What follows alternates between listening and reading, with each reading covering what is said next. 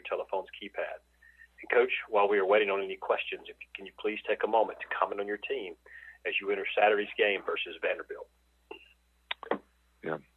Well, I think Vanderbilt's off to a really strong start this season. Be a challenging game for us, on Saturday. I think, Clarkley has done an excellent job of, sort of changing the culture there. They do a great job of coaching on both sides of the ball and special teams. And, they've got 14 starters back, and they're scoring 42 points a game. So the focus for us is to get our team to improve, but also play with consistency, down in and down out, game in, game out. So it's the start of SEC play, so it's a really important time to do that. For questions, press 10, and we'll begin with Nick Alvarez of AL.com. Hey, Coach, you've spoken about mental health in the past. My question is in regards to kind of social media backlash that players just can kind of face, whether they engage in it or not. Is there any part of your program that kind of addresses how players should kind of handle social media and kind of navigate some of those things? Yeah, we try to do it, through education and counseling. I think the players have become more and more open, to this type of help. I think, at least in our program, they've developed a trust, for these people, because there's a significant number of people through the years, regardless of how significant their issue has been, they've been helped, by this. So, we don't seem to have an issue with that, but I think it's because the players have built a trust in the people who are involved.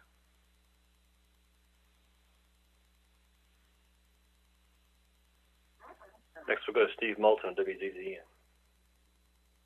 Coach, hope you're doing well today. Certainly appreciate the time. I did want to ask about Tyler Booker and his development and making such a big impact that we saw. How much have you seen his development through the fall impact this offensive line for you, Coach? Yeah, well, he's doing a good job for us. He's improving, every game, every week, every practice, and that's really what we want him to focus on. Makes really good choices and decisions about, how he goes about his work. He's a good person. He's got great character, competitive character, and he's improving. He can play with power, which is something that's always, welcomed in the offensive line. So, and he's created competition, at several positions. So all those things are really assets to our team. And, Coach, another offensive line question, if I could. I could not help but notice when Jackson Roby came in late last game, how much they went to the sideline and how much the other teammates were rooting for a guy like a Jackson Roby. So how important are kids like a Jackson Roby to your program, Coach?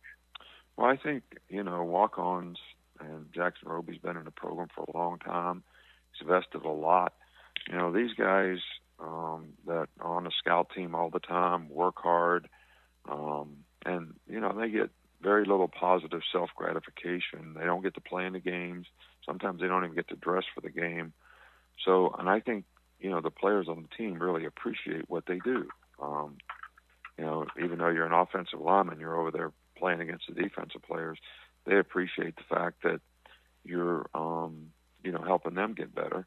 And on the other hand, the players at your position are all rooting for you, so that because they want to see you get some positive self-gratification for all that you do. So, but you couldn't have a really good program because it impacts the way you practice if you didn't have, a good number of guys like Jackson Roby who, help the team prepare for each and every game, and they don't get a lot of positive self-gratification from it externally. We try to recognize them internally, but externally they don't get a lot of accolades. Thank you, Coach. Next is Robbie Weinstein of 24/7 Sports. Hi, Coach. I recall Jericky Wright being committed to you guys a few years ago. When you watched film of Vanderbilt's defense, what are your impressions of him as a player and how he has developed? Well, I think he's a really good player, and I think their defensive players, really play. They got a good scheme. They play hard. They're well coached, and he certainly has, developed into what we thought he could be and is playing extremely well. Thank you. Next we'll go to Mark Weiss of the Athens Herald. Hey, Nick, the top two ranked teams in the nation, Georgia and Alabama, obviously played for the national title last year. They're also the teams that have the most talent on the rosters based on recruiting rankings.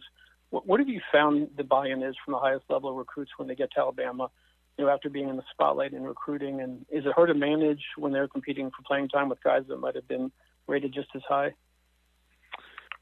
Well, what we try to do here is, get players to focus on development and understand that they don't create any value for themselves unless they focus on development, so that when they get an opportunity to play, they're actually ready to play and create value for themselves. So, that's kind of how we try to manage it.